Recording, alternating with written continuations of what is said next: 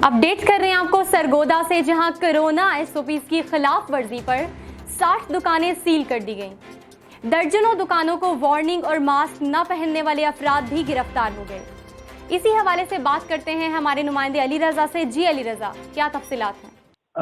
हमने देखे जिला सरगोदा में कोरोना एसओपीज पर अमल दरामद ना करने वाले दुकानदारों के खिलाफ इंतजामिया इन एक्शन है। रात देर तक असिस्टेंट कमिश्नर सरगोदा उमर दराज गोंदल शहर के मुख्तलिफ इलाकों में गश्त करते रहे हैं और 60 से ज़ायद जो दुकानें हैं वो उन्होंने सील कर दी हैं और दर्जनों से ज़ायद जो अफराद हैं उन्हें भी उन्होंने गिरफ्तार किया है।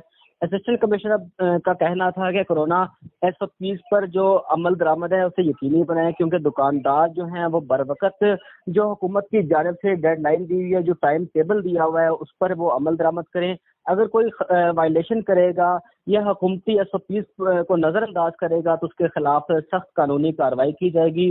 तो शहर के मुख्तलिफ इलाकों में जो है रात को असिस्टेंट कमिश्नर की जानिब से गश्त की गई हैं और 60 ज़ायद जो हैं दुकानें वो सील किए गए हैं। जबकि दुकानदारों का ये कहना है कि हमारी गलती तो है ही सही, लेकिन एक मरतबा हमें असिस्टेंट कमिश्नर को चाहिए था कि हमें वार्निंग देते, लेकिन आज ही उन्होंने ऑपरेशन किया है। ऑपरेशन करने के साथ जो है 60 दुकानें सील कर दी गई हैं।